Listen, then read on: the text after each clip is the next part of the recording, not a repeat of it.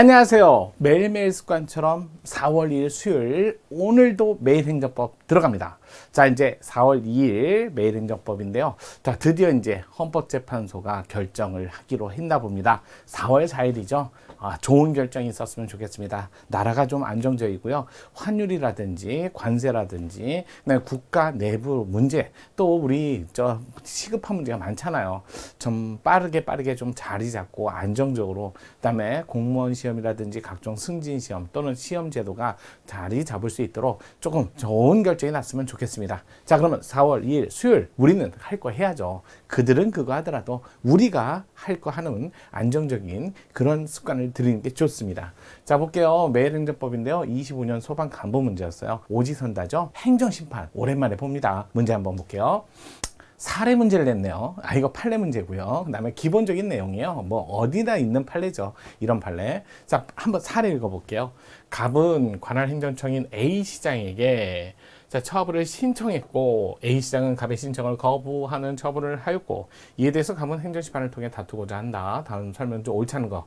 자, 일단은 행정심판만을 얘기하니까요. 사후적 전보제도 중에 사후적 구제제도죠. 전보제도가 아니라 사후적 구제제도, 이렇게 볼게요. 사후적 구제제도 제도 중에 전보제도가 있었고, 그 다음에 쟁송제도가 있었고, 요 쟁송제도에 원래는 행정소송이 행정소송 요게 다른 기관에서야 공정한 이런 재판을 하죠.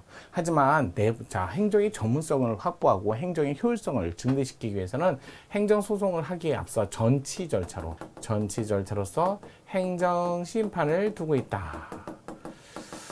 자, 그런데 이게 헌법에 근거가 있어요. 헌법에 107조 3항에 근거가 있고요.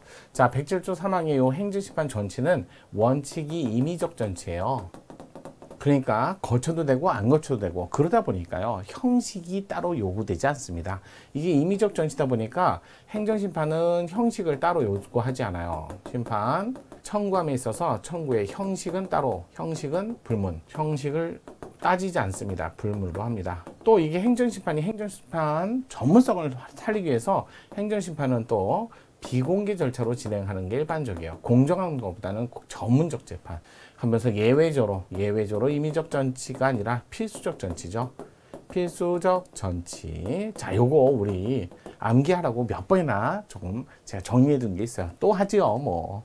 자, 공무원인데요. 국공립 교원을 포함합니다.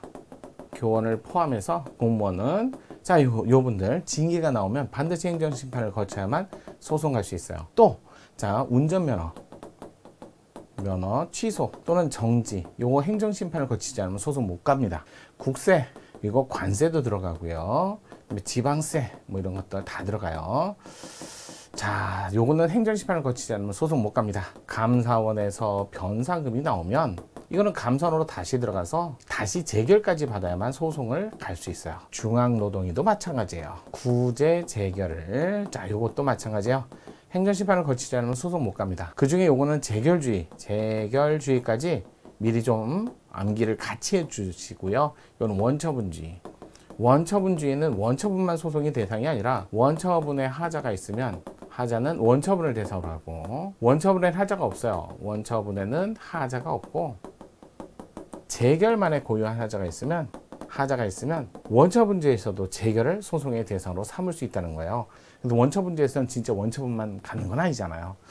자, 그러면서 이제 요 국세 관련해서는 요건 좀 조심해야 되는 게, 행정심판이 국세청장의 심사 청구, 조세심판원의 조세심판 청구, 그 다음에 심판 청구, 그러니까 심사 청구, 심판 청구, 그 다음에 요거 저거 안 해도 감사원의 감사를 받으면 그러면 요걸 거친 걸로 봅니다. 모두 다 거치라는 거 아니에요. 그 중에 하나만. 자, 행정심판은요, 또 행정심판이 전반적으로 볼 때, 여러분들 이제 구조적으로 전반적으로 볼 때 행정심판법이 따로 일반법이라고 있어요. 행정심판에 관한 일반법이죠. 일반법으로서 행정심판법이 있고요. 자, 이걸로 안 하고 따로 하겠다. 따로 개별법도 많이 있습니다. 개별법, 특허법이라든지 법이라든지 그리고 실홍신안에 관해서 행정심판 이런 것들은 특허심판위원회가 따로 있어요. 그러니까 독립적 기관, 감사원 이런 데도 행정심판법이 아니라 별도의 법에 의해서 적용을 받습니다. 이런 법이 없으면 일반법으로서 행정심판법을 준용하고요. 행정심판법에 보니까 행정심판 그래요. 이렇게 취소심판, 또 무효동 확인심판 등 확인심판, 그 다음에 의무행심판이 있어요. 의무행소송은 없지만 의무이행심판 이렇게 돼 있고요. 이렇게 돼 있어요. 의무행심판. 자, 그런데 여기에 취소심판이나 무효동심판의 거부도 처분이 된다면 처분이 되려면 아시죠? 법규상, 조리상 신청권이 있어야 되는데 거부가 처분이 되면 요거 무효, 취소 다 됩니다. 심지어는 의무행심판은 거부, 처분도 되고 부작위도 됩니다. 그다음 취소심판이 뭐예요? 취소심판, 처분의 취소 변경이에요. 처분의 취소 변경 명령 이렇게 되죠. 이제 요걸 할 수 있죠. 하지만 취소 명령은 이따가 삭제됐어요. 왜냐고요? 취소는 형성권이 있으니까 별도의 의사나 절차 없이 취소라는 말이 결정이 되면 본래 있던 처분은 번쩍하고 사라져요. 그러니까 취소 명령을 할 수 있어 없어요? 없죠. 취소란 말이 보이면 번쩍 사라지는데.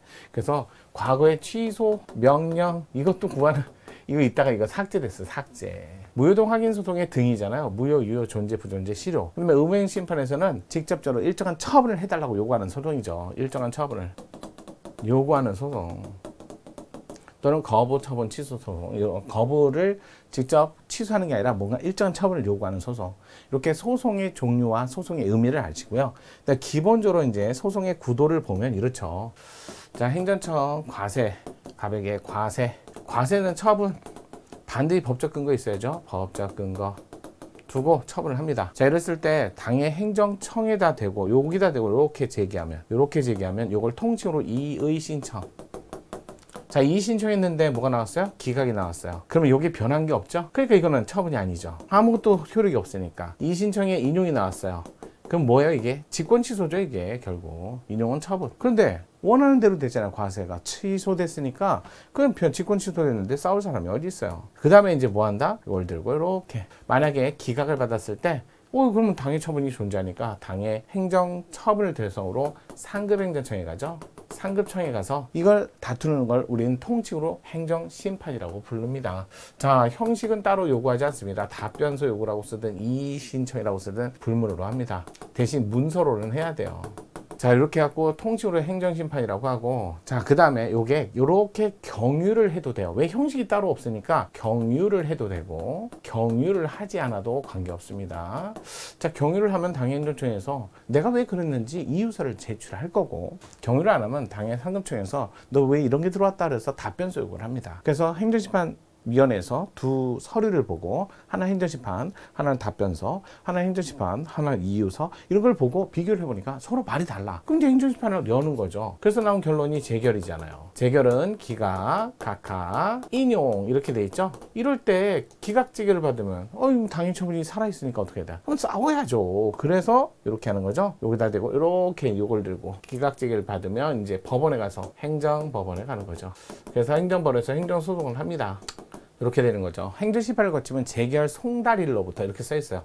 송달일로부터. 그래서 90일, 1년 이렇게 돼 있죠. 이의신청하면 이의신청 이거 별도의 규정이 없으면요. 이것도 별도의 규정이 없으면 행정기본법에 따라 없으면 행정기본법에 따라 기본법에 여기 써 있죠. 37조인가 여기에 뭐라고 돼 있어요? 이의신청 송달 받은 날부터 90일, 1년 또는 90일, 180일 이렇게 된다는 거죠. 그래서 처분이 있었던 날이 아니라 이의신청이나 행정심판을 이렇게 송달을 받은 날로부터 소송 제기 기간, 행정심판 제기 기간, 기간 계산을 한다. 기산일이 요즘엔 조금 행정기본법 외워주셔야죠. 다른 법률에 별도의 행정심판에 관한 이의신청에 관한 절차 규정이 없으면 행정기본법으로 한다라고 돼 있어요. 자, 이런 것들을 전제로 해서 여러분들이 하는 거죠. 여기서는 소송의 종류나 이런 것들만 봐도 문제를 풀 수 있는 사례 문제니까 한번 볼게요. 자, A 시장에게 처분 신청. A 시장 갑의 신청을 거부하는 처분. 여기 거부. 그랬을 때 행정심판을 통해 다투고자 한다. 거부는 취소 심판도 되고 의무행 심판도 되고 심판 다 되죠. 이 두 가지 다 되죠. 자, 갑은 거부 처분 취소 심판을 제기할 수도 있고 의무행 심판. 아유, 바로 나오네요. 자, 맞는 집은 갑은 행정심판을 청구하는 경우 행정심판 청구서를 A 시장에게 제출하여도 된다. 경유도 되고 경유 안 해도 되고. 3번 갑이 제기한 행정심판에서 A 시장은 당초 거부 처분의 사유와 기본적 사실관계 동일성이 인정되지 않는 처분사유 추가 변경은 처분사유 추가 변경은 소송 심판 똑같아요. 기사동 범위 내에서만 변경할 수 없다. 4번 갑의 행정심판 청구에 대해서 재결이 있으면 갑은 그 재결 및 같은 처분에 대해서 다시 행정심판을 청구할 수 없다. 그리고 행정심판은 판단이면서 처분이기 때문에 준 법리내적 행위로서 강한 신뢰를 주기 위해서 불가 변칙에 근거해서 재심 판정 금지 50조죠. 그래서 행정심판 재결은 다시 행정심판을 못해요. 대통령 처분도 상급청이 없으니까 행정심판 못하고요. 자, 청구할 수 없다. 맞네요. 그러면 자동적으로 5번이네요. 갑이 제기한 거부처분 취소 심판 청구가 이유 있다고 인정하면 행정심판위원회는 거부처분을 취소할 것을 A시장에게 명한다. 취소 명령은 없어요. 명령 재결이라는 요거는 없어요. 이건 삭제돼서 없어졌어요. 말이 안 되죠. 취소란 말이 있으면 번쩍 하고 사라지는데 또 명령을 왜 해요? 이렇게 생각하시면 돼요. 자, 오늘 정답은 그렇게 해서 5번입니다. 정답 찾는 것보다도 저랑 같이 이론 정리하고 정리하시면 이해되시면 암기까지 하시고 문제 잘 풀고 넘어가시면 여러분 완벽하신 거예요. 오늘도 한 문제 건지셨죠? 내일도 오실 거죠? 정인영입니다.